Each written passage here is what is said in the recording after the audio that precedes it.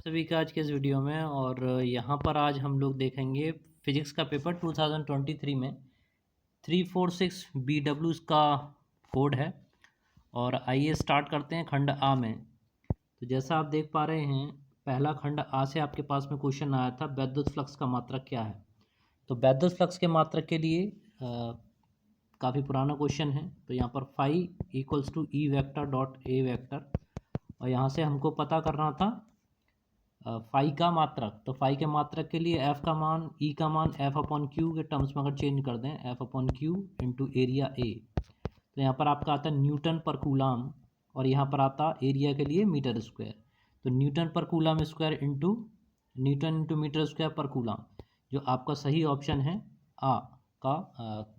पहले के का जो सही आंसर है वो है सेकंड वाला, न्यूटन इंटू मीटर स्क्वायर पर कूलाम। ठीक है, जैसे मैं जूम कर रहा हूँ तो यहाँ पर ये क्वेश्चन आपका, ये आंसर आपका सही है। इसी तरह से अगले क्वेश्चन पर आते हैं। अगला क्वेश्चन था आपका कि चल कुंडली धारामापी की सुग्राह्यता में वृद्धि की जा सकती है। तो चल कुंडली धारामापी की सुग्राह्यता में वृद्धि करने के लिए आपको तीन चीज़ें ध्यान होनी चाहिए, एन, ए, बी और सी। ठीक है, तो यहाँ से इनकी सेंसिटिविटी किसी भी गैल्वेनोमीटर की डिसाइड होती है। तो यहाँ पर एन नंबर ऑफ टर्म्स को बढ़ा कर किया जा सकता है, क्षेत्रफल को बढ़ा के किया जा सकता है, चुंबकीय क्षेत्र को बढ़ा के किया जा सकता है। वहीं की सी की बात करें, इसको घटा के किया जाता है। तो यहाँ पर जो बी की बात करें तो ये है, बी के लिए आपको ऑप्शन दिखाई दे रहा है खंड खा का थर्ड वाला, कुंडली का क्षेत्रफल बढ़ाकर ये काम किया जा सकता है। तो इसमें ये खंड खा में आपका तीसरा ऑप्शन सही था। पेपर बहुत ही अच्छा आया है और काफ़ी सरल है, बस थोड़ा सा दिमाग लगाना था, थोड़ा सा मस्तिष्क का यूज़ करना है।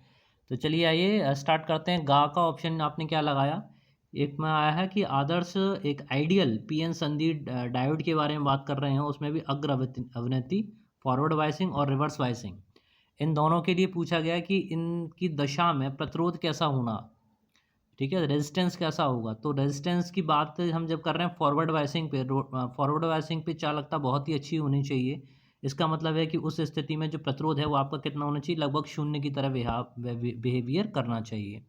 और अगर इसको आप रिवर्स वाइसिंग पे रखते हैं, रिवर्स वाइसिंग पे कोई भी धारा प्रवाहित नहीं होनी चाहिए, इसका मतलब ये हुआ कि जो प्रतिरोध है वो आपका इन्फिनिटी होना चाहिए। तो यहाँ पर जो सही ऑप्शन आपके लिए आ रहा है वो आ रहा है इसका ऑप्शन 4 करेक्ट है कि शून्य एवं अनंत। तो शून्य और अनंत इसका सही आंसर होगा। काफ़ी अच्छा लगा है कि मैंने जो भी क्वेश्चन आपको यहाँ पर पहले ही 50 क्वेश्चन की श्रृंखला आपको दी थी और 10 आपको टॉप मोस्ट क्वेश्चन कराए थे। मोस्टली 80% पेपर उसी में से आया है। तो वे सभी छात्र बधाई के पात्र हैं जिन्होंने मेरा वीडियो देखा और उससे लाभ उठाया। तो अगले पर आते हैं, घा पे चलते हैं। घा है द्रव्य तरंगों के मध्य में, द्रव्य तरंगों के मध्य में सत्य कथन आपको यहाँ से आइडेंटिफाई करना है। पहला स्टेटमेंट है, ये विद्युत चुम्बकीय तरंगें हैं, ये यांत्रिक तरंगें हैं। इन तरंगों का तरंग दैर्घ्य यानी वेवलेंथ कण के आवेश पर निर्भर नहीं करता, और द्रव्य तरंगों का वेग प्रकाश के वेग के बराबर होता है। तो इसमें द्रव्य तरंगों के संबंध में सत्य कथन दिखाना है। तो सत्य कथन के लिए इसमें जो सही ऑप्शन है कि ये विद्युत चुम्बकीय तरंगें नहीं होती हैं। ठीक है, तो इसमें सत्य कथन है, ये विद्युत चुम्बकीय तरंगें नहीं हैं। दूसरा स्टेटमेंट है, ये यांत्रिक तरंगें हैं। और थर्ड पे देखिए, इन तरंगों का तरंगदैर्घ्य कण के आवेश पर निर्भर नहीं करता। तो अगर इसमें लैम्डा की बात की जाए तो लैम्डा का सीधा फॉर्मूला आपको मिलता है H/mv। तो यहाँ पर कहीं पर भी आवेश नहीं आ रहा है, तो ये आवेश पर निर्भर नहीं करती हैं। तो इसमें जो सत्य कथन है वो आपका थर्ड सही है, घा का थर्ड पार्ट सही है। इन तरंगों का तरंगदैर्घ्य कण के आवेश पर निर्भर नहीं करता। तो सभी लोगों ने यही लगाया होगा। डा पर आते हैं। डा पर देखिए, डा पार्ट में पूछ रहा है हाइड्रोजन परमाणु की द्वितीय कक्षा में इलेक्ट्रॉन का कोणीय संवेग कितना है। तो कोणीय संवेग की अगर हम लोग बात करें तो सिंपल सी बात है, NH/2 पाई। तो NH/2 पाई का यहाँ पर यूज़ करके हमको J का मान निकालना है, कोणीय संवेग का मान निकालना है। और जब इसने कह दिया द्वितीय कक्षा के लिए लेके चल रहे हैं, तो n का मान 2 के इक्विवेलेंट रखेंगे, NH/2 पाई करेंगे, 2 से 2 आप काटेंगे और h की वैल्यू लगाएंगे 6.6 इंटू 10⁻⁻34 और डिवाइड करेंगे पाई की वैल्यू से। पाई की वैल्यू 3.14 से आप डिवाइड करेंगे, तो यहाँ पर जो वैल्यू आपके पास मिलेगी वो मिलेगी 2.1 इंटू 10⁻⁻34, जो आपको सही ऑप्शन है तीसरा वाला। डा का तीसरा ऑप्शन आपने सही किया होगा, 2.10 इंटू 10⁻⁻34 जूल इंटू सेकेंड इसका सही आंसर है मेरे अनुसार। ठीक है। यहाँ पर आते हैं, इसका अगला पार्ट है कि वायु में रखे किसी पतले उत्तल लेंस की फोकस दूरी 10 सेंटीमीटर दे रखी है। लेंस के प्रथम फोकस से एक वस्तु 5 सेंटीमीटर की दूरी पर रखी गई। द्वितीय फोकस से प्रतिबिंब की दूरी कितनी होगी? तो इसमें थोड़ा सा मैं आपको बता देता हूँ न्यूटन का सूत्र। न्यूटन का जो फॉर्मूला है कि F1 F1 और F2 प्रथम फोकस और द्वितीय फोकस यहाँ पर रखे हुए हों। एक वस्तु से दूरी यहाँ पर x1 ली जाएगी, दूसरे की ली जाएगी x2। ठीक है, ध्यान दीजिएगा। तो इसमें जो फॉर्मूला आपके पास में आता है वो आता है F1 इंटू F2 ये इक्वल आता है x1 इंटू x2 के। तो यहाँ पर कॉमन बात की गई है फोकस लेंथ के लिए, तो ये हो जाएगा आपका f स्क्वायर। और x1 पहले वाले की डिस्टेंस आपको दे रखी है 5 इंटू x2 का मान यहाँ पर आपको निकालना है। f का मान 10 दे रखा, तो ये आपका ये 100 के इक्विवेलेंट हो जाएगा। और 5 से आप जब इसको डिवाइड करेंगे तो आपको मिलेगा 25। तो x2 इक्वल्स टू आपको मिलेगा 25 सेंटीमीटर, नहीं सॉरी 20 है ना। 100 से आपने डिवाइड किया किससे? 5 से दिया ना। 5 2 20 है, ठीक है। 20 सेंटीमीटर इसका सही जवाब है। तो इसमें मेरे अनुसार ये 20 सेंटीमीटर आपका राइट आंसर है। खंड बा पर आते हैं। खंड बा में देखिए काफ़ी सरल आया है पेपर, बस थोड़ा सा दिमाग लगाना, थोड़ा सा पेशेंस रखते हुए इन क्वेश्चनों को करना था। तो इसमें पूछा गया नॉर का प्रतीक पूछा गया, पुराना क्वेश्चन है, कोई दिक्कत नहीं है। और गेट बनाना है आपको। और गेट बनाते हुए इसमें 2 इनपुट दिखाने थे आपको, ए और बी। और इसके बाद में आपको एक लगाना था नॉट गेट। और नॉट गेट का इंटीग्रेशन इसका जो आउटपुट आप यहाँ पे दिखा देंगे। तो उससे पहले आपको एक वाई डैश करके दिखा दीजिएगा, जो बनेगा आपका ए और बी का इंडिकेशन बूलियन एक्सप्रेशन इस तरीके से। और यहाँ से जो नॉट के बाद निकलेगा वो निकलेगा इसका रिवर्स, इसका जस्ट उल्टा। ठीक है ना। तो यहाँ पर अब इसकी ट्रुथ टेबल यानी टी और आपको बना के देनी है। तो ट्रुथ टेबल के लिए आप सारणी बनाते ए बी वाई डैश और वाई के लिए। तो यहाँ पर आप लिखते ए बी वाई डैश और वाई। यहाँ पे पहले लिखते, मैं स्टार्टिंग से लिख देता हूँ। तो जब आप ए के लिए ए बी वाई डैश और वाई, तो यहाँ पर ए के लिए 0, बी के लिए 0, वाई डैश इन दोनों का और निकलना है 0। और नॉट के बाद जब वाई इनपुट मिलेगा तो उसका हो जाएगा 1। नेक्स्ट स्टेप में 1 0 1 और फिर यहाँ पर 0। नेक्स्ट में 0 1 1 और फिर 0। और लास्ट में ए का भी 1, बी का 1, वाई डैश का भी 1 मिलेगा और वाई का मिलेगा 0। तो ये थी आपकी नॉर की ट्रुथ टेबल, नॉट की टी। इसमें आपको उसमें दिखाना था, 1 नंबर आपका पक्का मिल जाता। तो अब आते हैं सेकंड के गा पर। और गा में देखिए पूछ रहा नाभिकीय बम और नाभिकीय रिएक्टर में होने वाली श्रृंखला अभिक्रियाओं में अंतर लिखना है। तो इसमें आपको केवल एक अंतर लिखना था 1 नंबर के क्वेश्चन में। क्या अंतर है कि ये आपकी नाभिकीय बम जो है वो अनियंत्रित श्रृंखला अभिक्रिया है। इसको आप अनकंट्रोल्ड रिएक्शन है नाभिकीय न्यूक्लियर बम की। जबकि नाभिकीय रिएक्टर में क्या है, ये नियंत्रित प्रक्रिया है, नियंत्रित अभिक्रिया। इसको कंट्रोल करके हम इसका यूज़ करते हैं। ठीक है, ये लाभदायक कार्यों में प्रयोग की जाती है, विनाशकारी कार्यों में प्रयोग की जाती है। इसको भी आप इसको लिख सकते थे। चलिए अच्छा पेपर आया है। दूसरे का घा में आइए। इसमें सिंपल सी एक इक्वेशन आपको दे रखे, आपको डराने की कोशिश की गई। E Y equal to 60 sine 500x minus 1.5 10⁻11 T volt पर मीटर है। तरंग के चुंबकीय क्षेत्र का समीकरण ज्ञात करना है।